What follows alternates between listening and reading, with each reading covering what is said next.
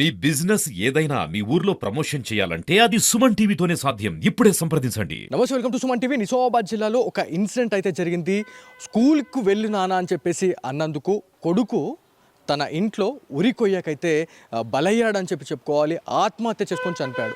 So ఎక్కడ జరిగింది incident అని చెప్పేసి చాలామంది అనుకుంటుండొచ్చు. నిజామాబాద్ జిల్లాలోని ఏదైతే 4వ టౌన్ పరిధిలోని మహాలక్ష్మి నగర్ కాలనీలో ఇన్సిడెంట్ అయితే జరిగిందని చెప్పేసి మనకు తెలుసా ఉంది. సో ఇక్కడ దాదాపు వాళ్ళ ఇంటి నుంచి ఒక ప్రైవేట్ స్కూల్ అనేది దాదాపుగా మనకి ఒక 200 నుంచి 300 మీటర్ రేడియస్లో మనకి స్కూల్ ఉంటుంది. కాకపోతే ఆ బాబు ఎవరైతే ఉన్నారో ఈ సంక్రాంతి హాలిడేస్ అయిపోయిన తర్వాత దాదాపుగా మనకి స్కూల్స్ అనేటివి కూడా ప్రతిదీ కూడా 18వ తారీఖు అనేది మనకి స్కూల్స్ రీఓపెన్ అయితే అయినాయి. కాకపోతే స్కూల్ రీఓపెన్ అయిన తర్వాత కూడా దాదాపుగా ఇంట్లో రెండు రోజులు ఉన్నాడు.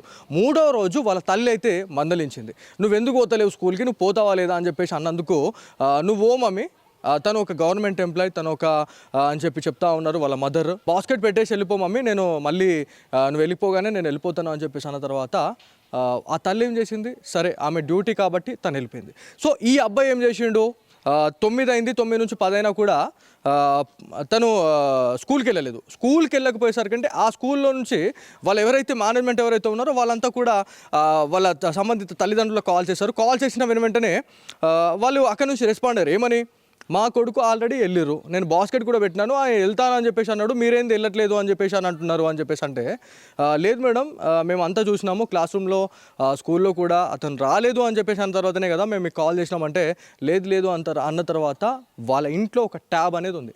సో ఈ ట్యాబే కొమ్మ ముంచిందని చెప్పుకోవాలి. ఎందుకంటే ప్రతి ఇంట్లో కూడా సోషల్ మీడియా ప్రభావంతో చాలామంది మొబైల్ ఫోన్స్కి అయితే అడిక్ట్ అవుతూ ఉన్నారు అని చెప్పేసి మనం చాలాసార్లు కూడా మన సుమన్ టీవీ వేదికగా మనం చాలాసార్లు మనం స్పెషల్ స్టోరీ చేయడం చెప్తా ఉంది. పిల్లలకి ఫోన్స్ ఇవ్వకండి అని చెప్పేసి ఎంత నెత్తి బాదుకున్నా కూడా లాస్ట్కి అక్కడికే జరుగుతూ ఉంది, అక్కడికే వెళ్తూ ఉన్నారు. ఆ ఫోన్లతోనే చాలామంది చనిపోతూ ఉన్నారు. సో ఏదైతే సాక్షిత్ రెడ్డి గురించి మనం మాట్లాడుకోవాలా. తను ఒక ప్రైవేట్ విద్యా సంస్థలో 8వ తరగతి చదువుతూ ఉన్నాడు. సో తన మెంటాలిటీ గురించి మాట్లాడుకుంటే చాలా సున్నితమైనటువంటి మనసు కలిగిన వాడు అని చెప్తా ఉన్నారు. ఏ చిన్న మాట అన్నా కూడా తను వెంటనే బాధపడిపోయాడు. సో బాధపడిపోయిన తర్వాత ఎవరైతే తల్లిదండ్రులు కావచ్చు, ఒక చిన్న మాట అన్నా కూడా తను కొంత వేరేలాగా బిహేవ్ చేసేవాడు అని తెలుస్తూ ఉంది. గతంలో కూడా ఒక హాస్టల్లో తను చదువుకునే టైంలో, తను అక్కడ ఉండే టైంలో వాళ్ళ మదర్కి కాల్ చేసి, నువ్వు వస్తావా రావా, నువ్వు రాకపోతే నేను బిల్డింగ్ మీదకి దుంకి చచ్చిపోతా అని చెప్పేసి అన్న తర్వాత ఆ కన్న తల్లి తల్లడిల్లిపోయి ఒక్కసారి వెళ్ళిపోయింది. ఈ హాస్టల్ వద్దు, ఈ స్కూల్ వద్దు అని చెప్పేసి అక్కడి నుంచి తీసుకొచ్చి ఇంకో స్కూల్లో వేసారు. ఇంకో స్కూల్ వేసిన తర్వాత ఏమైనా మారుతుందా అంటే మళ్ళీ ఏం లేదు.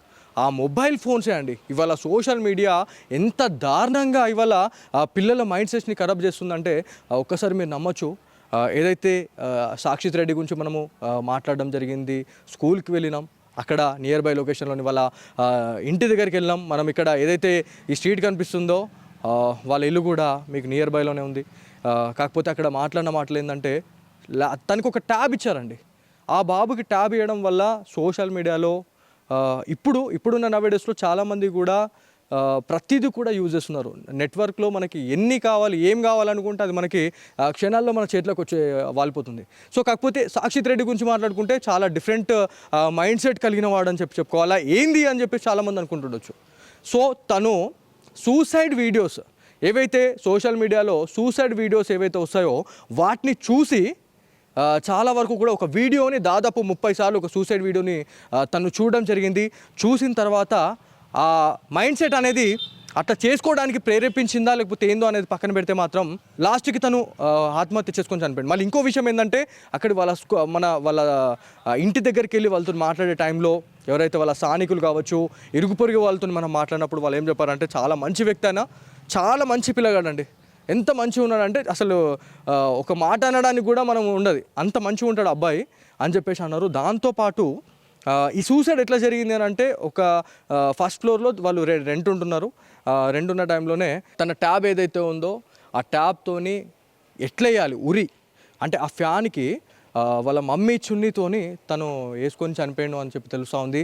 అది పోలీస్ అధికారుల దగ్గర ఆ వీడియో అయితే ఉందని చెప్పి తెలుస్తూ ఉంది.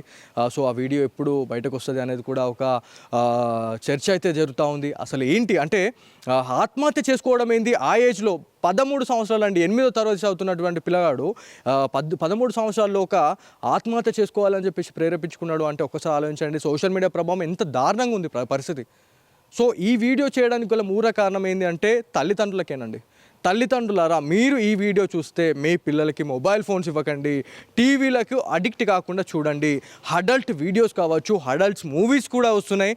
ఏవైతే కొన్ని సమాజానికి అసలు అవసరం లేనటువంటి మూవీస్ని కూడా చాలా వరకు కూడా డబ్బులు ఇచ్చి మీరు పంపిస్తూ ఉన్నారు. సో అక్కడ దాంట్లో మెసేజ్ ఎంత ఉంది ఎంత లేదా అనేది పక్కన పెడితే మాత్రం ప్రతి ఒక్కరు కూడా రాంగ్ ట్రాక్లోకి వెళ్ళిపోతూ ఉన్నారు అని చెప్పేసి చాలామంది నిపుణులు అయితే చెప్తా ఉన్నారు. సో ఏదైతే తను ఆత్మహత్య చేసుకునే టైంలో తను రికార్డు అంటే తన ట్యాబ్లో రికార్డ్ చేసుకొని అతను ఆత్మహత్య చేసుకొని చనిపోయాడు అని చెప్పి తెలుసా ఉంది. సో ఒక్కసారిగా ఉమ్మడి నిజామాబాద్ జిల్లాలో ఈ న్యూస్ అనేది వైరల్ అయింది. 2 తెలుగు రాష్ట్రాల్లో కూడా ఇవాళ పిల్లల్ని ఒక చిన్న మాట అంటే చాలు ఆత్మహత్య చేసుకోవాలని చెప్పేసి వాళ్ళు ఇవాళ ఇట్లాంటి ఇన్సిడెంట్లకు పాల్పడము, అసలు ఎవరిని ఏం అనలేకపోతున్నాం అని చెప్పేసి చాలామంది టీచర్స్ చెప్తా ఉన్నారు. దాంతోపాటు తల్లిదండ్రులు కూడా ఇవాళ భయపడుతున్న పరిస్థితి ఉంది.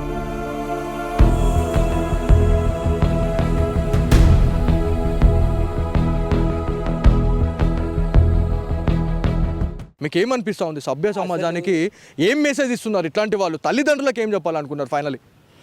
ఏదున్నా కానీ వాళ్ళైన పిల్లలే వీళ్ళైన పిల్లలే, ఏ పిల్లల్ని ఏమనాలనో ఆలోచిస్తలేము.